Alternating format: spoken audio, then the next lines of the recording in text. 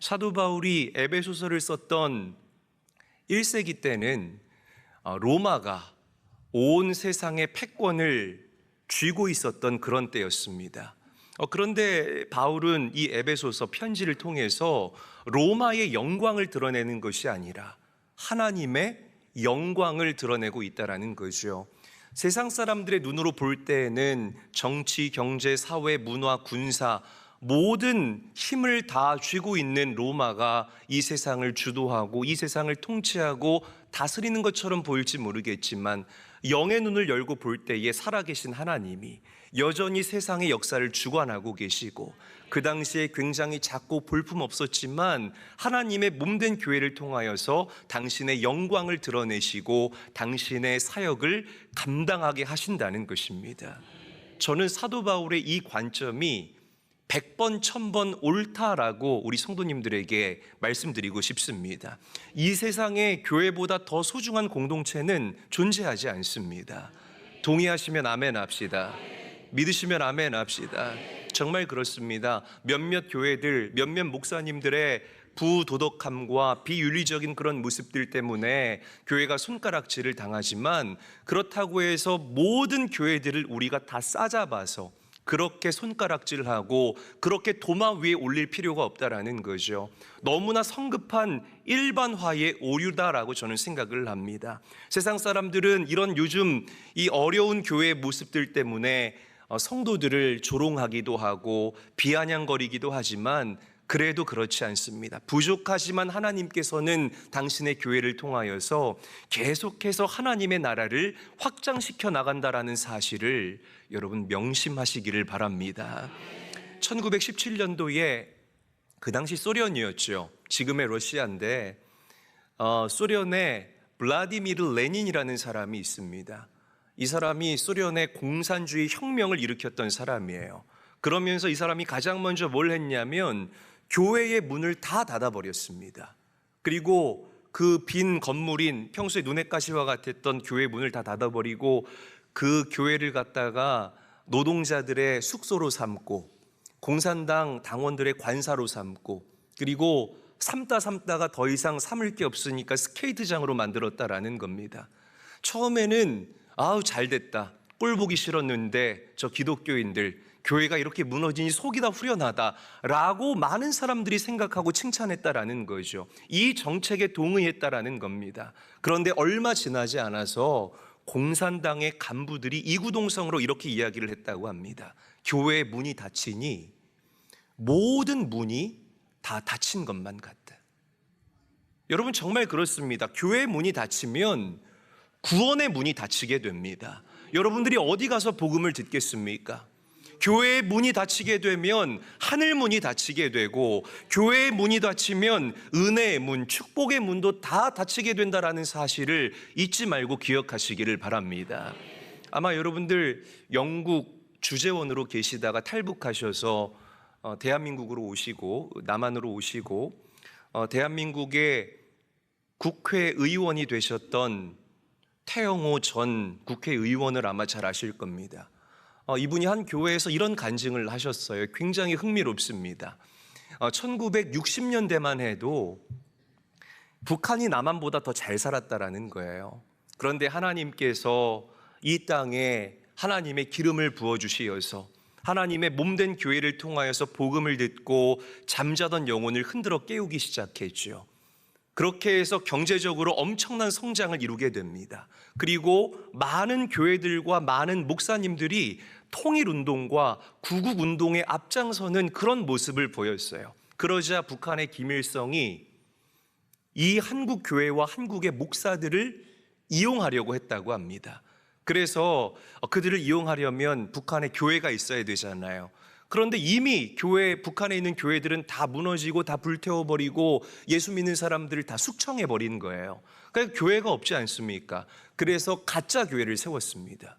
뭔가 원조를 받고 지원을 받으려면 가짜 교회가 있어야 되잖아요. 그렇게 해서 급조된 교회가 바로 여러분들이 잘 아시는 봉숙교회라는 교회입니다.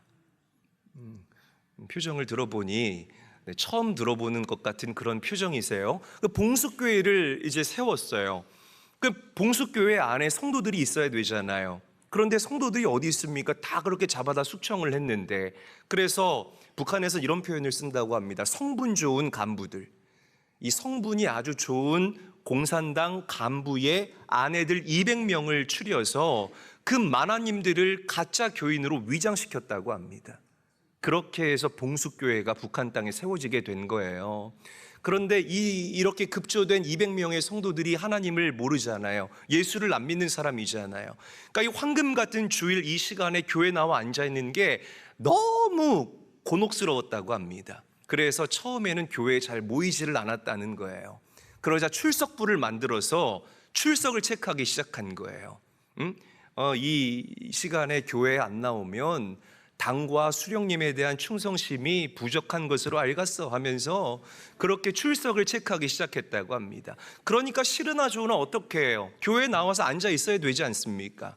그런데 그렇게 약 2년이 채 되지도 않은 시간이 지나가니까 교회 내에서 출석부가 완전히 없어졌다고 합니다. 사람들이 은혜를 받은 거예요. 그래서 예배 2시간 전부터 교회에 나와서 말씀을 읽고 코이노니아 성도의 교제를 나누고 찬양을 하고 기도를 하는, 할렐루야. 왜 이렇게 표정들이 어두워요? 이런 놀라운 일이 일어났다고 합니다. 그래서 태영호 씨가 이걸 보고서 겁이 덜컥 났다고 해요. 아니, 저러다가 진짜 저 사람들 예수 믿는 거 아니야? 그래서 몇 사람을 붙잡아다 놓고 아주 강도 높은 조사를 했다고 합니다. 당신 예수 믿지? 바른 대로 말하라우. 이렇게 물어봤다는 거예요.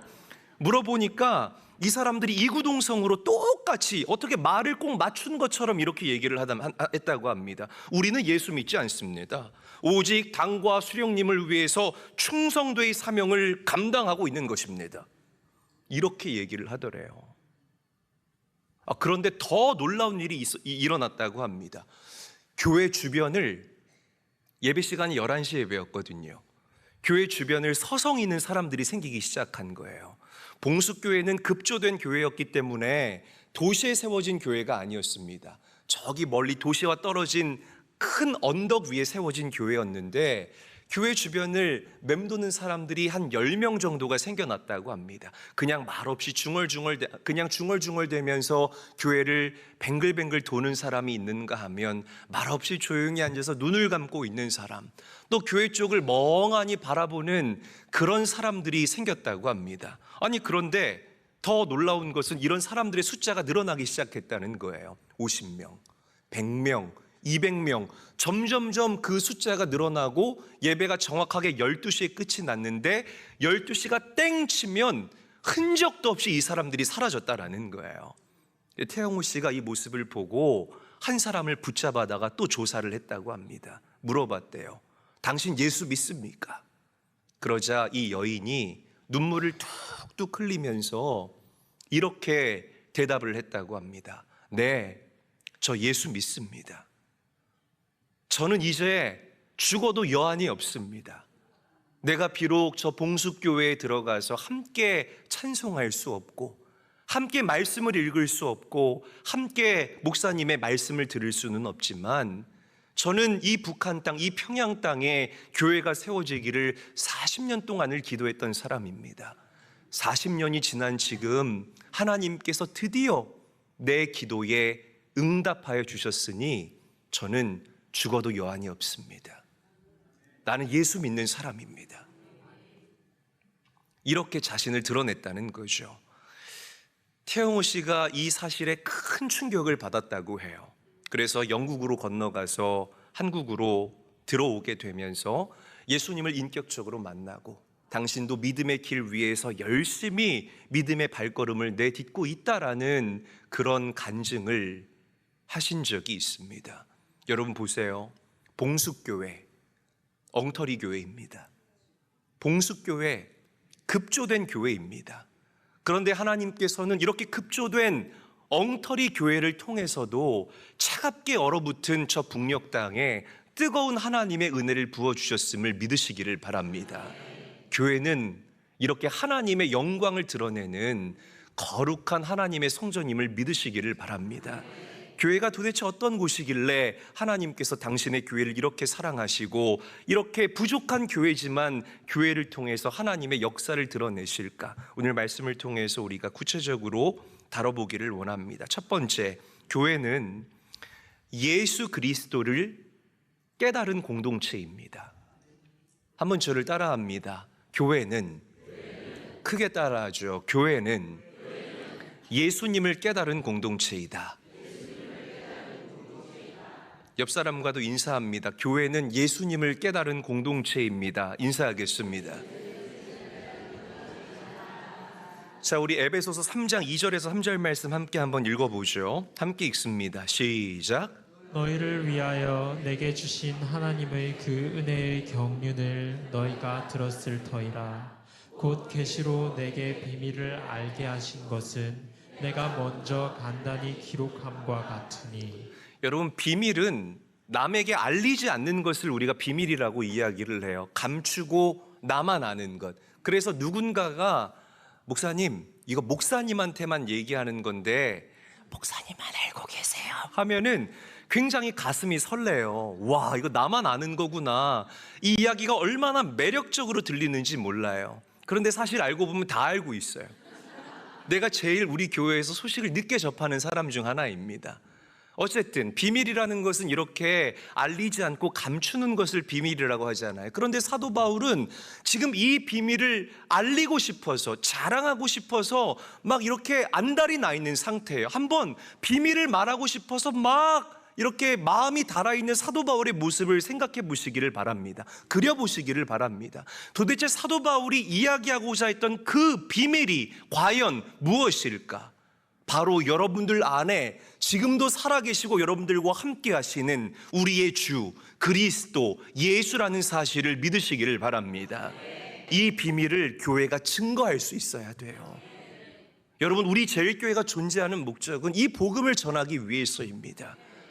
우리가 본질 외에 다른 것을 헬라어로 아디아포라라고 이야기를 합니다. 비본질적인 것들. 뭐 피아노가 여기 있어야 되네, 저기 있어야 되네. 여러분, 저 이따 성찬식 때 가운 안 입거든요. 우리 부목사님들은 다 입어요. 뭐 목사님이 가운을 입네, 저 더워서 안 입습니다. 네, 아디아포라예요. 가운을 입는다고 해서 제가 거룩해 보이는 게 아니죠. 거룩이 임하는 게 아니지 않습니까? 그렇지 않아요. 우리는 오직 하나님께서 감추신 그 비밀 예수 그리스도, 우리가 선교하는 이유, 그 예수를 전하기 위해, 우리가 전도하는 이유, 우리가 그 예수를 전하기 위해, 여러분들의 기업이 복을 받아야 하는 이유, 그 예수를 전하는 통로로 쓰임받기 위해서. 아멘. 내가 배워야 하는 이유가 무엇입니까? 그 예수를 더욱더 쉽게 전하기 위해서. 모든 인생의 목적이 하나님의 비밀인 예수로 기결되는 그 역사가, 그 일들이, 그 놀라운 변화가 여러분들에게 넘치도록 일어날 수 있게 되시기를 주님의 이름으로 간절히 축원합니다. 그래서 교회는 소중한 거예요. 그래서 교회가 소중한 겁니다. 자, 두 번째, 교회가 소중한 이유는 하나님 없이 살던 이방인들이 그리스도 예수 안에서 함께 상속자가 되고 함께 지체가 되고 함께 약속에 참여한 자가 되기 때문입니다. 다시 말씀드릴게요. 잘 들어보세요.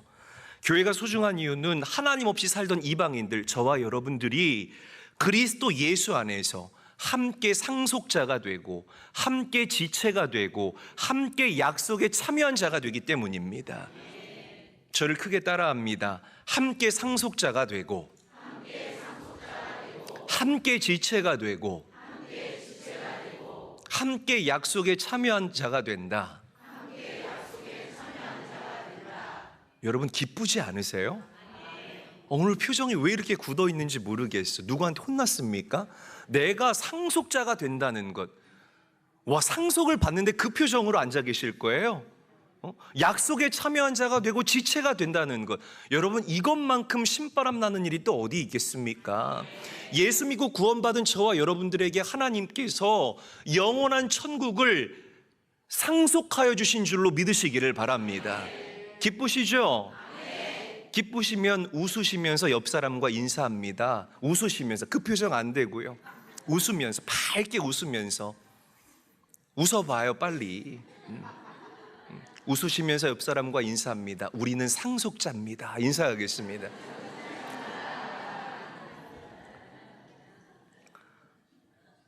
사실 마음엔 안 들지만 시간 관계상 빨리 넘어가겠습니다. 이 천국을 상속받았다는 게 어마어마한 의미를 가지고 있는 거예요. 우리는 천국 백성입니다. 지옥에 가고 싶어도 갈 수 없는 존재임을 믿으시기를 바랍니다. 그 무엇도 하나님의 사랑에서 저와 여러분들을 끊어낼 수 있는 존재와 법도가 우리를 지배하지 못합니다.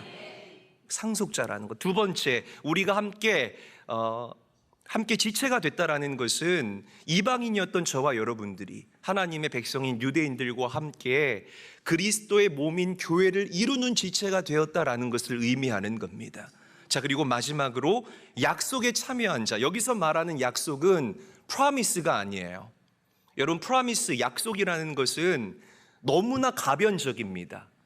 제가 9월 1일 오후 12시까지 10억을 입금해 드리겠습니다. 그런데 입금을 안 해요. 조금만 기다려 주시죠. 약속은 그냥 손바닥 뒤집듯이 바뀌는 게 약속이라 이 말입니다. 그런데 하나님께서 우리에게 말씀하신 이 약속은 약속을 넘어선 언약을 이야기를 하는 거예요. 커버넌트를 이야기를 하는 것입니다. 아무리 빨아도 지워지지 않는 예수의 피로 새겨진 그 언약. 여러분, 이 언약의 시작이 누구입니까? 아브라함에서부터 시작된 거예요. 내가 너를 복의 근원이 되게 하리라. 내가 너를 창대하게 하리라. 내가 너를 믿음의 조상, 믿음의 명문 가문으로 세워가리라 라고 아브라함에게 약속했던 이 하나님의 커버넌트, 우리가 이 하나님의 언약에 동참할 수 있게 된다는 겁니다.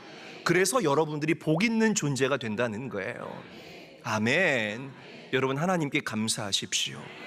감사하시기를 바랍니다. 교회가 소중한 이유는 이렇게 예수를 믿고 구원받은 사람들이 모이는 모임이 바로 교회이기 때문에 교회가 소중한 겁니다. 교회를 헬라어로 에클레시아라고도 이야기를 해요. 부름받은 사람들의 모임이라는 뜻을 가지고 있고요. 또 다른 사전적인 의미로는 사슬이라는 뜻을 가지고 있습니다. 보이지 않는 사슬로 저와 여러분들이 유기적으로 연결되어 있는 존재라는 거예요. 나 혼자 그냥 얼른 교회에 왔다가 얼른 떠나가고, 교회가 어려워지면 언제 그랬냐는 듯이 나 몰래 도망가 버리는 이런 개인주의적으로 치닫는 그런 인생이 우리 신앙인들의 모습이 아니라 우리는 연결되어 있는 존재이다. 믿으시면 아멘 합시다. 연결되어 있는 존재이다. 서로에게 은혜를 끼치고 사랑을 나누고 하나님께서 내게 공급한 것을 내 이웃들에게 흘려보내는 에클레시아. 연결된 존재가 바로 저와 여러분들이라는 것입니다. 여러분, 저는 인천제일교회에 누구나 왔으면 좋겠습니다.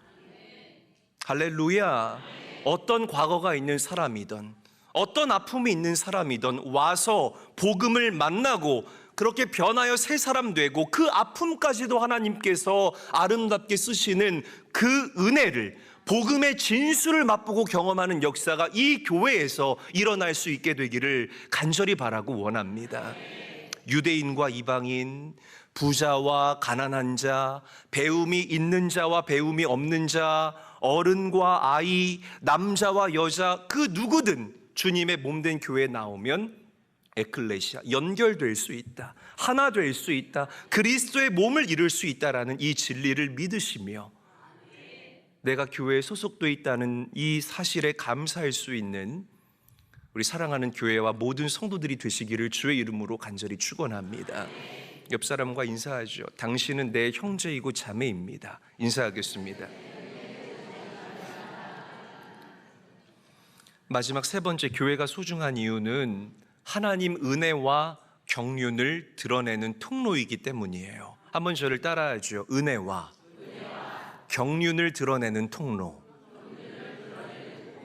다시, 은혜와 경륜을 드러내는 통로.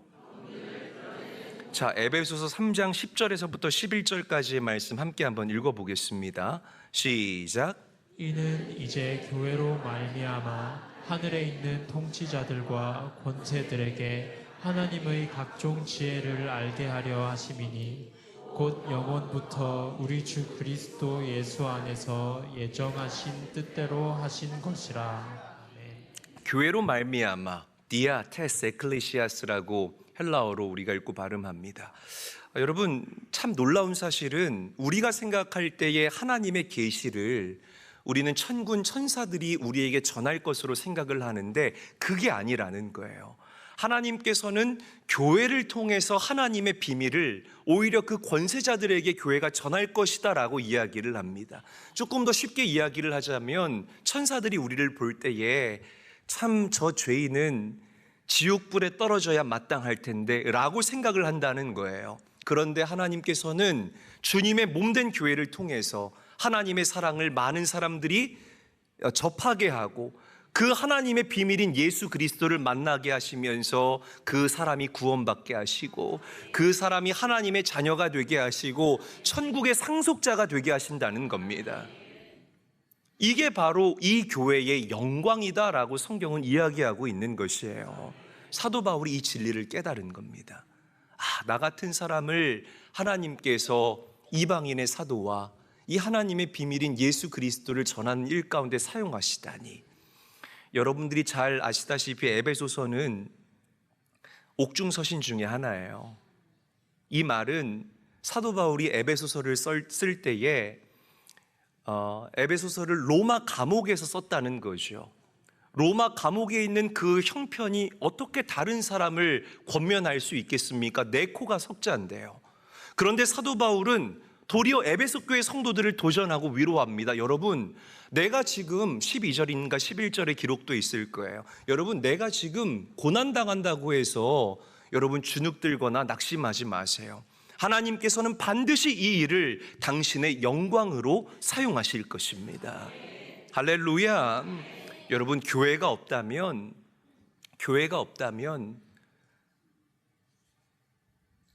사람들은 가로등이 없는 캄캄한 길을 걷는 것만 같이 방향을 찾지 못할 것입니다.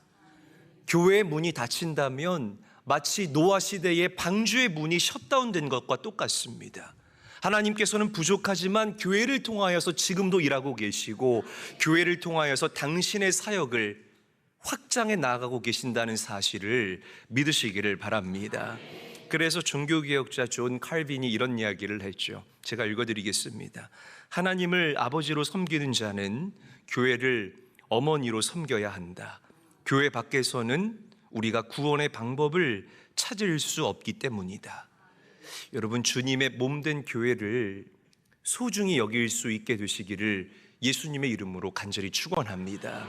내가 이 인천제일교회 성도라는 것, 그리고 내가 이 인천제일교회에서 이 모양 저 모양으로 주님의 몸된 지체로 주님의 사역에 동참하고 있다는 것, 이 사실에 크게 감사할 수 있는 저와 여러분들이 되시기를 주님의 이름으로 간절히 축원합니다. 말씀을 정리하죠. 창립 11주년, 아까 우리 서영석 장로님께서 기도하신 것처럼 여러 가지 우여곡절이 있었습니다. 정말 하나님께 울면서 하나님 왜 이렇게 어려워야 하나요? 라고 하나님의 은혜를 간구했던 적이 있었고, 목회를 그만두고 정말 다른 데로 가야 되나라는 그런 마음이 들었던 적이 한두 번이 아니었습니다. 그러나 여기까지 인도하시고 이제 인천제일교회의 가나안의 시즌, 새로운 토양을 허락하신 하나님을 소리 높여 찬양합니다. 사랑하는 제일교회 성도 여러분, 이 교회가 존재하는 이유와 목적은 다시 강조하지만 하나님의 비밀인 예수 그리스도의 그 은혜와 경륜을 전하고 증거하기 위해서입니다. 그래서 우리가 선교적 교회를 이야기를 하는 것이고 계속해서 나아가서 이 복음을 꺼리낌 없이 외치며 살아가고 있는 것입니다. 여러분, 그런 교회가 되시기를 바랍니다. 내 안에 거하시는 그 성령 하나님을 여러분들이 품고 있다면 여러분들 한 사람 한 사람이 살아 움직이는 교회가 될 수 있습니다. 가정에서도 교회로 살아가시고 일터에서도 교회로 살아가시고 학교에서도 이 예수와 그 은혜와 비밀의 경륜을 전할 수 있는 살아 움직이는 교회로 살아갈 수 있게 되기를 바랍니다. 그래서 하나님의 영광을 드러내는 성도, 하나님의 영광을 드러낼 수 있는 인천제일교회, 이 마지막 때에 무너져가는 한국 교회가 이 인천제일교회를 모델 삼아 다시 심기일전할 수 있는 아름답고 복된 은혜가 이 교회에 넘쳐날 수 있게 되시기를 우리 구주 예수님의 이름으로 간절히 축원합니다.